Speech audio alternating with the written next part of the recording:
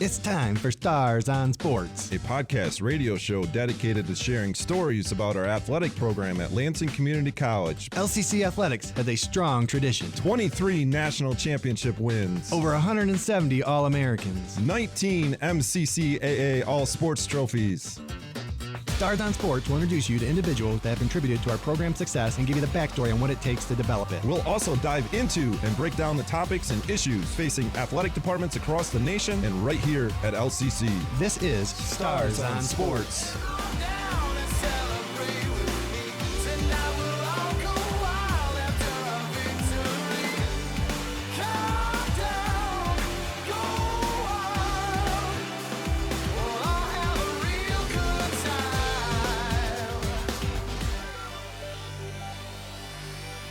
Hello and welcome to another episode of Stars on Sports. As usual, I am joined by our assistant AD, Stephen Cutter. And Stephen, today we're going to be doing a hodgepodge of topics, but some of the things we've covered that I still want to touch on is one of the biggest issues that our student athletes face is time management. And one of the things that, me being from the high school level that we've talked some of my differences in the past is how that fits into their schedule and the travel aspect at this level compared to the high school level. That was one of the biggest differences for me is the travel. At the high school level, a lot of local travel. Most of your opponents are 30 minutes away, where at this level, it's more an hour and a half to 2 hours. Even my own travel, traveling across the country for some events, some of the more national events. As we record this, our basketball team just went on the road for the first time in over a month because we had a lot of home events. And what that does to a team and how that impacts their routine or their schedule, the differences between being home and away. And even for my office, the differences of home and away. Like we have a home game coming up and I have to send out communication to all the people that are attending and making sure they're on the same page. Where when you travel, it's usually a bus time and making sure everyone had that, making sure we have transportation, whether it's a bus, a van. Do you approach it differently? How does travel impact your program or even your difference from the different programs you've coached in the past? Travel's a huge thing. We have a large roster, so anytime we travel, it's a large amount of people going into one place. So, the buses, when you're on the charter buses, you need to be really organized and detailed on how you pack your stuff. Baseball and softball are sports that have multiple pieces of equipment, balls and everything else. So you need to be really organized when you have a large roster. Also, another piece of travel that you didn't necessarily hit on, but, we're feeding our student athletes either before or after the event. And so depending on the roster size, it can be a large challenge, when I speak about the baseball team and we have, 45 players on the roster, we're not just going to roll into the local McDonald's after the game and expect to get any kind of service. So, last year I remember a couple times going into different places and we had a little smaller roster last year, but the workers saw the players coming in and took her hat and stuff off and she said, "I quit," and walked out the door. And we had that happen a couple of times, actually. Our basketball team experienced that where they saw us coming in, they went and put the close sign on the door. And some of that was the pandemic, and some of that is the staffing of some of these restaurants struggling to staff people. But yes, you're right. That is one of the big difference between the high school and college setting is the food aspect. That at the high school setting, sometimes parents would prepare food for afterward, but we rarely stopped on the way home. That a long time ago we used to, but that kind of faded away. But that is a big part of our current travel plans and making sure, because of part of it is the length of the travel, that they are going farther and they're gone longer. But coaches have to more strategy on looking for places when they go somewhere. When I host an event, I send out local restaurants that are close by and that might be accommodating to those teams that come in, because that's one of the positives of our program. We bring business into this community when teams travel, and I haven't done any like sponsorships or anything with it, but we want to promote local businesses and making sure that they are there to help these teams out, because that's one of the biggest questions I get is where can we eat afterwards and what can we eat? But it's even more important as we travel on the road and preparing for that. And it seems like coaches have had to do more of that over the last couple of years as we've dealt with difficult situations in the restaurant business, but you never want to see anybody quit, or you don't want them to be frustrated that large teams are coming to their restaurant or establishment. But food is actually an important part of travel. Other routines during is it I mean, obviously it's different, traveling and making sure they're there on time and preparing the event, being on a long bus ride compared to being in your own facility. But time management is a key piece to our student athletes that, when they travel, do they do homework on the bus in your experience? Do they rest? Do you see any patterns through travel? It's really a combination of a lot of different things that they're doing. Some of them are being extremely productive. Some of them are not. You'll see some of them catching up on their sleep. And one of the things that probably doesn't get talked about with the travel piece is when you play at home and the game's over, and if you happen to lose, sometimes there's some frustration there, whether it's from coaches or kids, and that applies at the high school level, college level, at every level. When you're at home, you might have a locker room or something. You might have a little time in the locker room, and bam, you're in your vehicles and you're going home. So how people handle losing is all a little bit different. And when you're on the road, you get to experience all of that when you have those couple hour bus rides plus back home. And sometimes that can create a very unique dynamic, because maybe coaches do not want kids laughing and having fun, or playing music out loud, or just different things, because there's different expectations after losses. So from a coaching experience, you just kind of have to figure out what is okay and what's not okay, and you kind of got to blend it off of what the team looks like. I know this year, when we were in our fall season, we didn't lose a whole lot of games last year, and we're in our fall season, and we got beat. And those games don't count. Those games are for learning and for seeing, what the roster looks like. But we had freshmen on the bus that are hooting and hollering on the bus ride home, and I didn't say anything. I let it go. But I can tell you what, we had some really upset sophomores, and they had some stuff to say the next day to them about, maybe you're used to losing, but we're not. We don't care if this is fall or anything else. And so that's an interesting dynamic versus when you're at home and you can just kind of go in the locker room, go your own way, and kids can do their own thing. So that's something that really doesn't get hit on a whole lot.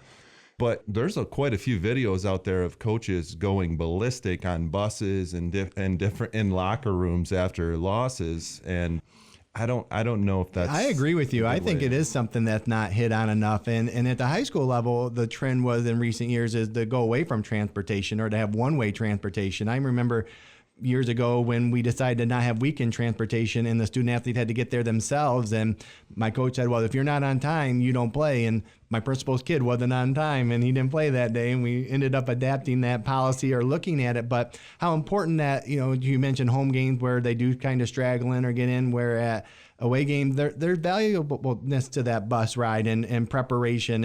And there is some difficulty in managing it, especially if you have more than one team on the bus and one team likes to have fun and the other one wants to be serious. There's some management issues and preparation issues on the bus, and even on the way home, win or lose.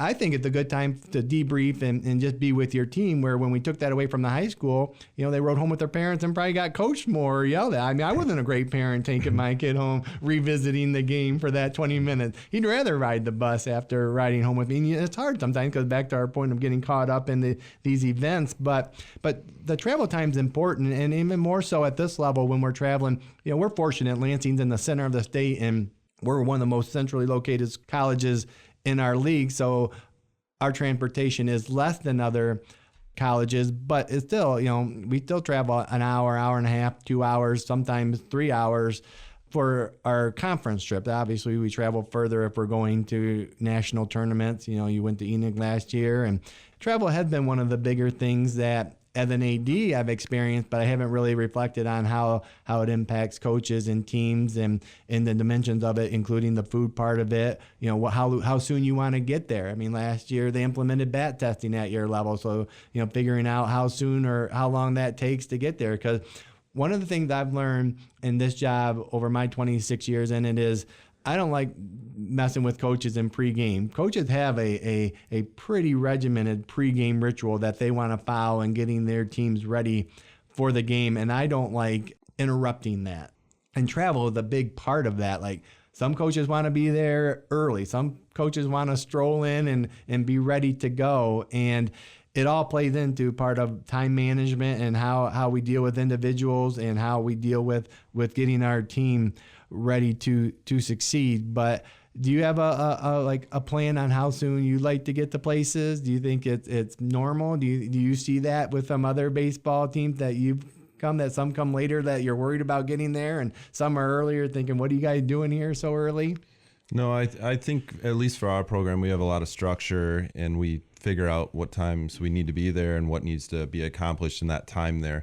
Baseball and softball is really unique because most of the stuff, you're there for a long time before games start, and we're talking hours. And so you have to be pretty structured to come up with things that they're going to do that is going to be serving to them. So sometimes we're going to do things like what we call show and goes. We're literally going to get off the bus, stretch, throw, and take the field. And sometimes when it's 35 degrees and slight breeze, it's okay, you know. So you gotta have a little bit of feel for the situations that they're in. And that's a whole nother aspect is the weather. Dealing with that last year was a challenging year weather-wise, both winter and spring, and how that can impact drive time. Construction across the state you play into. We had a lot of teams late this fall in volleyball because they ran into construction in Grand Rapids or the Kalamazoo area. And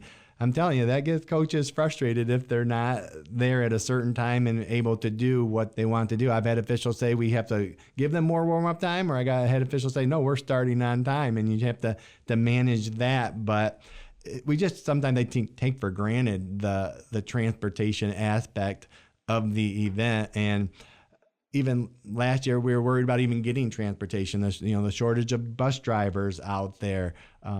Company dealing with different fleet issues, but we've been very fortunate at LCC to manage through that, even going to qualifying for the national championship and the World Series, short notice, and we struggled to find a bus and needed to find some people we know to help us out in scheduling those buses, and the costs have gone up, gas has gone up, and so you have to figure out all those things that are part of travel that some coaches want to just show up and play and not even deal with any of the travel part. But you allude to getting there early, and talking about us, I know nutrition's a big part of your guys' the baseball program, and I know it is for other programs too, that they have snacks or something available for students and athletes, because it's, again, back to time management and scheduling, how integral that is a part of everything that we do, that having a plan of when they're going to eat and maximize performance is another part of scheduling transportation and game day routine. And the coaches, it's very important. It is very important to them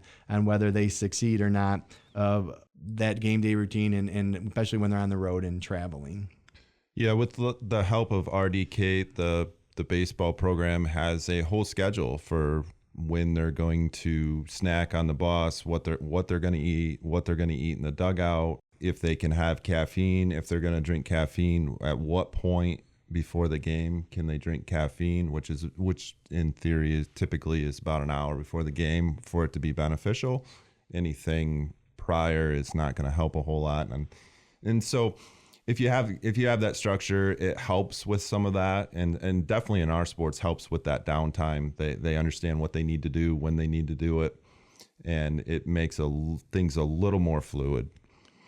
It does help with that structure, and we've talked about technology before on this podcast and how important that is into our business too, but all those little things we're learning about nutrition, about mental performance, about visualization, about rest time, about stretching and warming up, and how specific we become in those routines, that they're all very important to perform at the highest level. And coaches are working hard on staying up to date on those and making sure they find something that works best for their team. As you alluded to, that I appreciated, each team is different. Each program is different. Some teams don't need to get there and warm up as much, and not just having a blanket for all of that or a standard college policy for all of that, because each one is different in what they have to do when they get there. And we've talked about factors that impact that: nutrition, length of travel, weather, and all those are considered when we make those decisions on traveling. And it's just something we take for granted most time, that we just think teams show up and play, but they're the purpose on the way there and a purpose on the way home. And we got 24 schools in the MCCA, and in our division most trips average around an hour and a half, but there are 3-hour bus rides out there that I would think you'd have to manage your team differently on the longer bus drive than not being too tired or not being too disengaged, or mentally preparing for those contests, whether, how long those contests last. And again, some sports travel together, some sports travel differently, but play double headers. That, to your point of nutrition, and all those things play into maximizing performance, which in the end is what we're trying to do to be successful and compete at a high level. Anything else on travel that you can think of? Well, we used to have a couple of buses, didn't we? We did. I do believe we still have 2 buses. I think they're over on West Campus with the LCC logo on there. But it's my understanding with the demand of how much the school needs it and the lack of bus drivers out there, that we've gone to contracting out and using a company that helps manage our program for us. I believe we also have 5 to 7 vans plus an SUV, and you've had to use the vans before for your large teams, and some of our teams use vans when they travel overnight. Other teams that come in use vans more regularly, and they're just different pros and cons to the different means of transportation out there. But yeah, right now with where the transportation business is, we are using other companies to help manage it, and it's a company that scheduled a lot of college athletics across the country. So they're very well connected and helped us out. This year has been a lot better than last year, and finalizing those schedules and securing transportation, where last year there was some anxiety there on whether we would have it, especially the trips that we didn't plan out as far ahead, because we didn't know we were going to qualify for them. But why do you think that last year there was such an issue for buses or bus drivers, but this year there isn't? What changed? It's interesting. It's kind of similar to the official piece that, the society talks about the shortage of officials out there. They seem to go hand in hand, the shortage of officials or shortage of bus drivers. And I think it's the economy. I think it's motivation. I think it was the pandemic of people being maybe nervous of being on buses. I think last year a lot of those things played into it, that there just was a shortage of bus drivers. I knew high schools last year that were paying families to have them drive their kids to school because they couldn't get bus driving at that level out east in Maine or New Hampshire or something. So I think it was a national crisis, and it seemed to be better this year. I didn't think they thought it was going to be much better as things turned around. I'm sure they've increased salaries and such, but it is definitely a big difference for us this year so far, knock on wood, of the availability of buses. And I'm thinking that maybe the staffing is up, or they're paying better, and it's just all around maybe a better economic. I'm not seeing that in our officials piece, but maybe the bus driver piece is of better supply of them. But I don't have the answer to that. I'm guessing here. I'm just predicting and listening to what I've heard from. Do you think there's still a shortage of officials too? Do you still see that as well? Yeah, I think there's a significant shortage. I think we're band-aiding it. I think we're hiding it. I think we're just plugging holes here and there. I think people don't realize the shortage there. Our official clientele is older. We're wearing them out because we're asking more of them because there is a shortage of them. Maybe not so much at our particular level, but I think it is at our level. I know there's other levels that have canceled contests or moved contests because of a shortage of officials in all sports, not just a particular sport. I think I have my own reasons why I think that is. I think a lot of people blame sportsmanship on that issue. Some of it is the age of officials. I think some of it is the new student coming into sport. You got to make quick decisions, and you get yelled at one way or the other whether you make that decision. I'm sure we're not preparing people to be in those positions. That's why I think it should be in the curriculum that schools to teach these kids. And that's why I think it's important for people to experience being official, and see how uneasy it is. It's difficult to be an official and make split decisions. And as I've learned watching all the instant replays on TV of how right they actually are on a lot of these, or even how tough it is after instant replay to make these calls. But I think it's a society thing. I think it's something we need to address. I know a lot of levels are trying to address it, but I'm not sure we're making headwaves yet. And it's just really trying to get a younger pool in, supporting them, trying to teach them to succeed, and protecting them from all the criticism that they receive on making one call, because 50% of the people aren't happy with the call they make, especially the more end of a game call. Every call throughout the game makes a difference at the game, but the more like attention to that call it makes. But that'd be a whole nother podcast talking about officials and the shortage and things to do to help improve that. And I've been part of the process at other levels to try and make that happen. And I think that's still something that we have a lot of work to do yet on it. Right. Most of the officials are good. They don't take the field of their court with some bias towards one team or another. I mean, some of them aren't great, but most of them are really good, and they hear a lot of different things, and you got to be able to deflect some of that. It'd be like going on social media and believing and buying into everything people are saying about you. If it's bad, it doesn't matter. It's somebody else's opinion. And when you got parents in the stands, I was at a basketball game recently, and there were some parents in the stands that were extremely adamant about poor officiating and how things were not equal. And I don't think the officials are out there trying to make things not equal. They're just calling things like they see them. Most of those are their opinions as well. What they think is a foul or what they think is a ball or a strike. And so you really have to kind of respect that piece of it, because it's their opinion. They're in charge of the game. You might not agree with that opinion. It might have been a terrible call, but we don't have instant replay at this level, at least not yet.